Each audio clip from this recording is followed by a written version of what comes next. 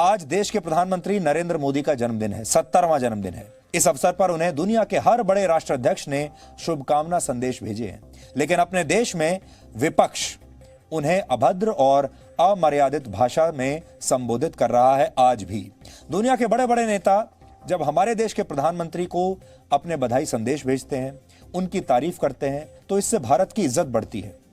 भारत के लोगों को इस पर गर्व होना चाहिए। लेकिन अपने ही देश में जब प्रधानमंत्री के बारे में, अपने ही प्रधानमंत्री के बारे में लोग अभद्र बातें लिखते हैं, उसे आप किस तरह से देखेंगे? ऐसी ही बेलगाम डायलॉग डिलीवरी आजकल चारों तरफ चल रही है। आपको याद होगा, जया बच्चन जैसी कोई नेता संसद में खड़े होकर जब बोलती हैं कि ड्रग्स के खिलाफ बोलने वाले जिस थाली में खा रहे हैं उसी में छेद कर रहे हैं, तो उनकी इस बात पर भी कबीर सिंह की ये शैली साफ दिखती है। सिर्फ राजनीति ही क्यों, देश को टुकड़े टुकड़े करने की बात कहने वाले दिल्ली दंगों के साजिशकर्ताओं की बातें भी उसी कबीर सिंह के जैसी हैं, जिसकी बातों में नफरत ही नफरत दिखाई देती है। आपने चारों तरफ अपने देखा होगा, आजकल पिछले कई महीनों से आप सुशांत सिंह राजपूत की मौत की कवरेज न्यूज चैनल्स पर देख रहे हैं।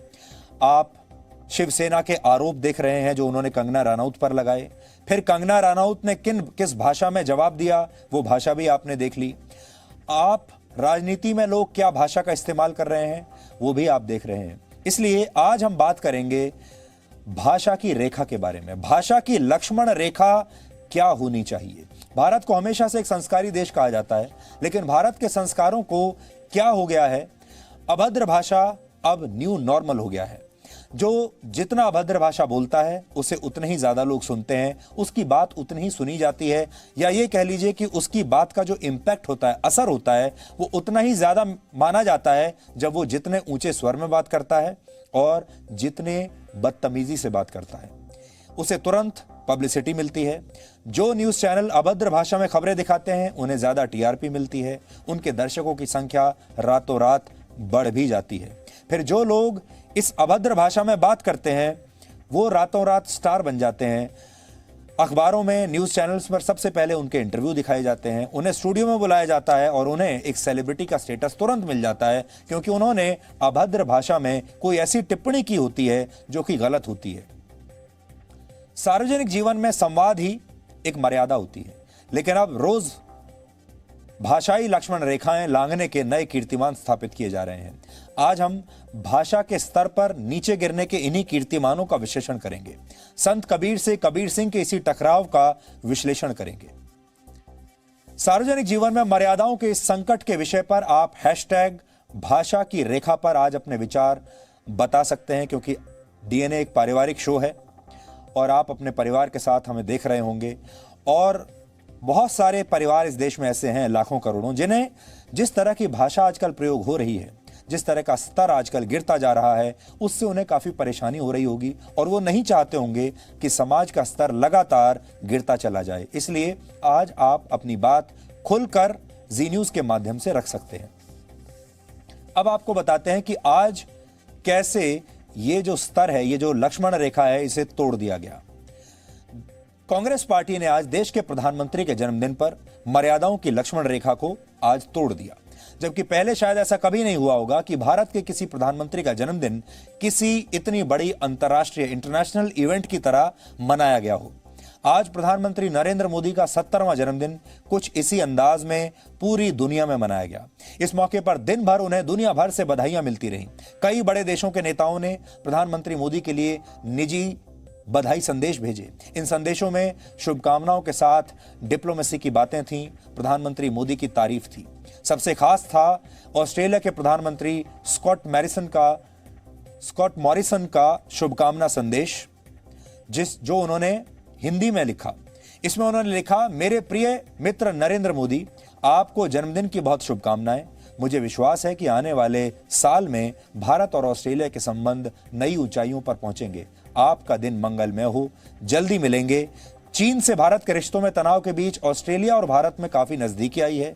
भारत ने चीन की विस्तारवादी नीतियों का मुकाबला करने के लिए ऑस्ट्रेलिया, अमेरिका और जापान के साथ मिलकर एक गठबंधन बनाया है, जिसे क्वाड कहा जाता है। उस दृष्टिकोण से भी ऑस्ट्रेलिया के प्रधानमंत्री का यह मैसेज बहुत महत्वपूर्ण माना जाएगा। और वो भी उन्होंने हिंदी में लिखा। रशिया के राष्ट्रपति व्लादिमीर पुतिन ने प्रधानमंत्री मोदी को बधाई दी और लिखा, आपके नेतृत्व में भारत सामाजिक, आर्थिक और टेक्नोलॉजी तीनों क्षेत्रों में प्रगति कर रहा है। ब्रिटेन के प्रधानमंत्री बोरिस जॉनसन ने प्रधानमंत्री मोदी को ट्विटर पर बधाई दी और उनसे जल्द मिलने की इच्छा जताई। जर्मनी की चांसलर एंगेला मर्केल ने चिट्ठी लिखकर जन्मदिन की बधाई दी।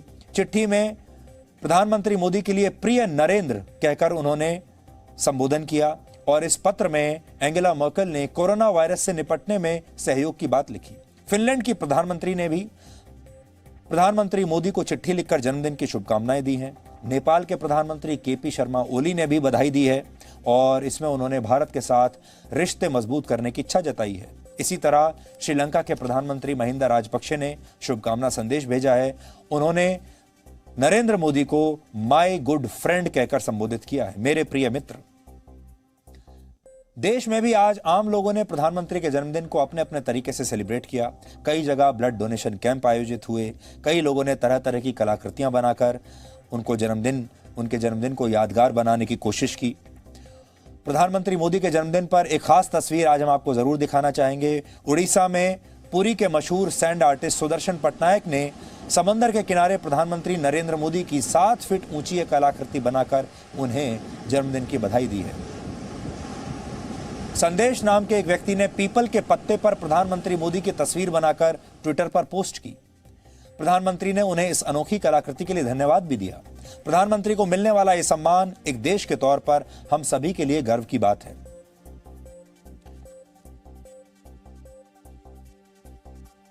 अब आप सोचिए, दुनिया भर के बड़े बड़े नेताओं ने प्रधानमंत्री मोदी को बधाई के संदेश भेजे हैं, उनके बारे में अच्छी अच्छी बातें कही हैं, जिससे भारत के लोगों को गर्व की अनुभूति होनी चाहिए। सभी के लिए गर्व की बात है। लेकिन अपने ही देश में कांग्रेस ने बधाई देने का जो तरीका आज निकाला वो बहुत हैरान करने वाला है। जन्मदिन का ऐसा मौका होता है जब हम अपने विरोधियों को भी बधाई देना नहीं भूलते। कम से कम जन्मदिन के दिन उनकी आलोचना भी नहीं करते। अगर दुश्मनी ज्यादा हो तो हमारे पास हमेशा यह विकल्प होता है कि हम कुछ भी ना कहें और उनके जन्मदिन को एक तरीके से इग्नोर कर दें, लेकिन चुप रहना चाहिए। कांग्रेस पार्टी के नेताओं ने आज प्रधानमंत्री मोदी के जन्मदिन के मौके को उन्हें एक नया अपशब्द कहने के लिए चुना। यह अपशब्द कांग्रेस के नेता रणदीप सुरजेवाला ने सोशल मीडिया पर एक पोस्ट में प्रयोग किया है। रणदीप सुरजेवाला ने एक कहावत का सहारा लिया, लेकिन प्रधानमंत्री के संदर्भ में यह कहावत शोभा नहीं देती। इस ट्वीट में सुरजेवाला किसानों की आय और कोरोना वायरस के मुद्दे पर मोदी सरकार को घेरने की कोशिश कर रहे हैं। विपक्ष के नेता के तौर पर यह उनका काम भी है, लेकिन ट्वीट के आखिरी लाइन में उन्होंने जो कुछ लिखा उससे पूरा संदर्भ बदल गया। इसे पढ़कर नहीं लगता कि कांग्रेस की चिंता किसानों या कोरोना वायरस को लेकर है। वो इसके बहाने देश के प्रधानमंत्री से अपनी कोई निजी नाराजगी शायद निकालना चाहती है, ऐसा लगता है। ये मामला सिर्फ प्रधानमंत्री को गाली देने का नहीं है, अपशब्द कहने का नहीं है। दरअसल ये भारतीय राजनीति के एक और पतन का लक्षण है। राजनीति में विरोधियों के बीच कड़वी भाषा का इस्तेमाल कोई नई बात नहीं है, लेकिन कम से कम जन्मदिन जैसे मौकों पर ऐसी भाषा पहले कभी प्रयोग नहीं की गई। केंद्रीय मंत्री नरेंद्र सिंह तोमर ने कहा कि कांग्रेस पार्टी ने आज राजनीति के स्तर को बहुत नीचे गिरा दिया है। रणदीप जी सुरजेवाला का खुद का आधार तो हरियाणा में है नहीं। जबरदस्ती कोई भी बात करके राजनीति को हल्का करने की कोशिश करते हैं। मैं इस प्रकार के उनके बयान की कठोर शब्दों में निंदा करता हूँ। कांग्रेस का सांस्कृतिक परंपराओं से, भारतीय परंपराओं से कोई लेना देना नहीं है। ये तो कुल मिला के दिवालिया राजनीतिक दल है। जनता ने भी इसको दिवालिया घोषित कर दिया है और अब बुद्धि से भी नेतृत्व पूरी तरह दिवालिया हो गया।